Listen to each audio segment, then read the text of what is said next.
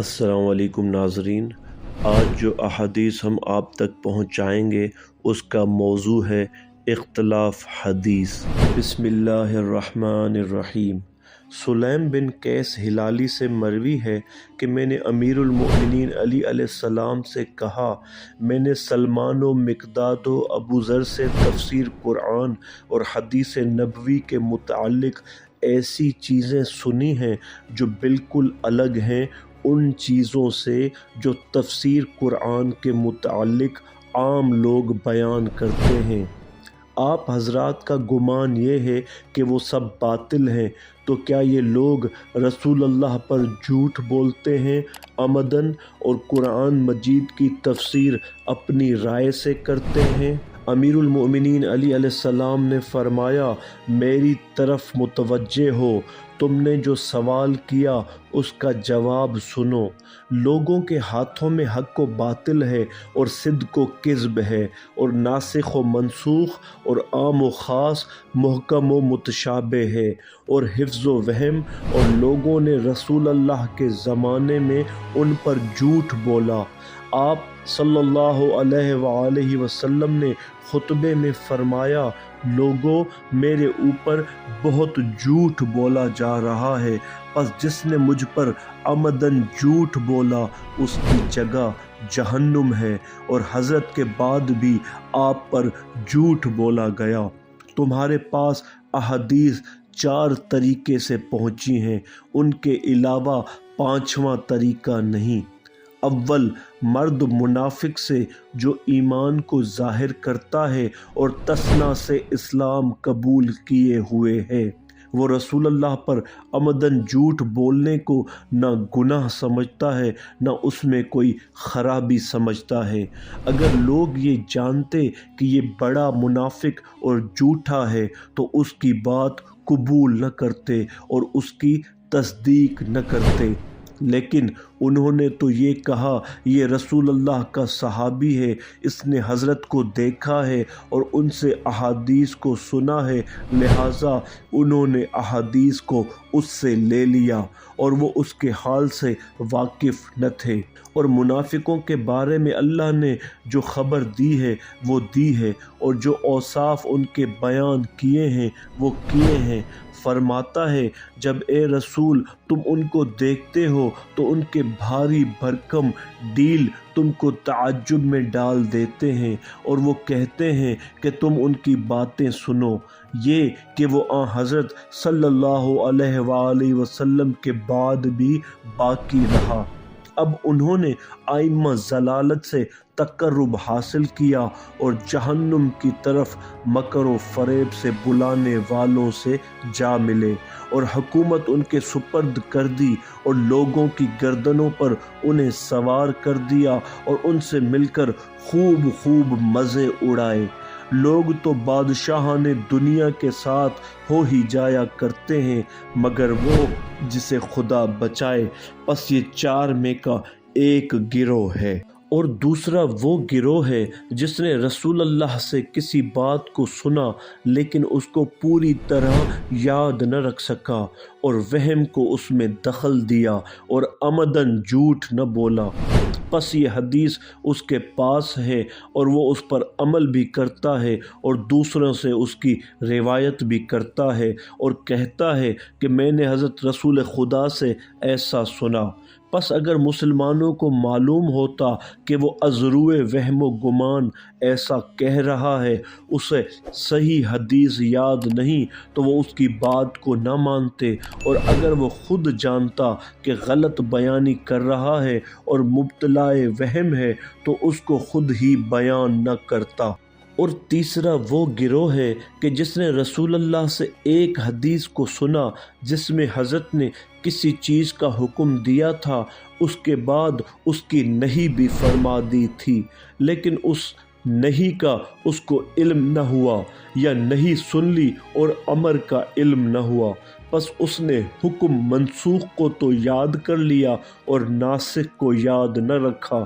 اگر اس کو علم ہوتا کہ یہ حکم منسوخ شدہ ہے تو وہ اس کا بیان ترک کر دیتا، اور اگر مسلمان یہ جان لیتے کہ یہ منسوخ الحکم حدیث بیان کر رہا ہے تو وہ اس پر عمل ترک کر دیتے۔ اور چوتھا وہ ہے جس نے رسول اللہ پر جھوٹ نہیں بولا، اسے جھوٹ سے عداوت ہے، وہ اللہ سے خوف کرتا ہے اور رسول کی عظمت ان کے دل میں ہے، اور وہ نہیں بھولا اس کو جو رسول سے سنا ہے اور اچھی طرح سے یاد بھی ہے۔ بس جیسا رسول سے سنا ہے ویسا ہی بیان کرتا ہے، نہ اس میں کچھ زیادہ کرتا ہے نہ کم۔ وہ ناسخ و منسوخ کا علم رکھتا ہے، پس ناسخ پر عمل کرتا ہے اور منسوخ کو ترک کر دیتا ہے۔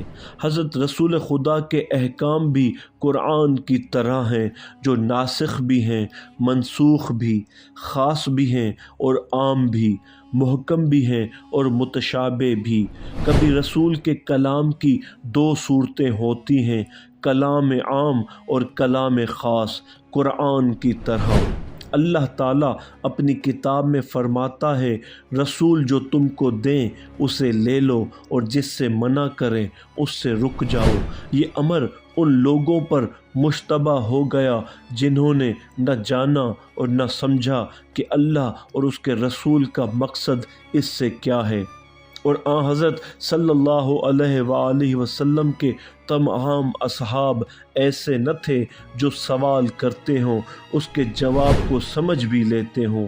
بعض ایسے بھی تھے سوال تو کرتے تھے مگر سمجھنا نہیں چاہتے تھے، یہاں تک کہ وہ چاہتے تھے کہ کوئی بدو عرب یا اجنبی مسافر آئے اور وہ رسول سے سوال کرے تو حضرت کے جواب کو ہم سنیں، کیونکہ خود بار بار سوال نہیں کر سکتے تھے۔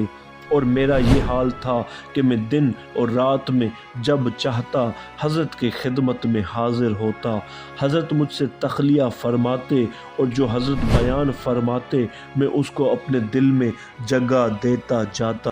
اصحاب اس بات کو جانتے تھے کہ آن حضرت صلی اللہ علیہ وآلہ وسلم میرے سوا کسی اور کے ساتھ ایسا نہیں کرتے تھے۔ بسا اوقات یہ عمل میرے گھر میں ہوتا تھا۔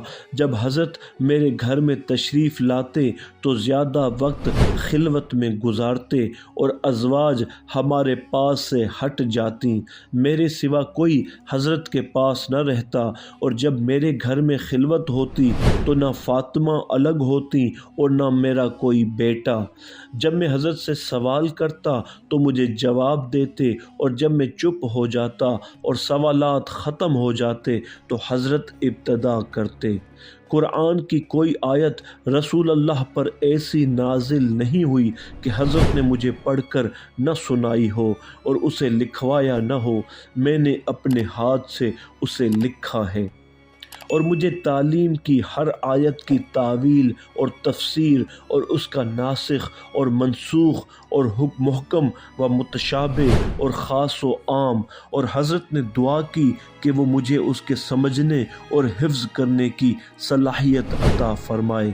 پس کتاب خدا کی کوئی آیت میں نہیں بھولا اور نہ اس چیز کو جو رسول اللہ نے لکھوائی اور میں نے لکھی اور دعا کی۔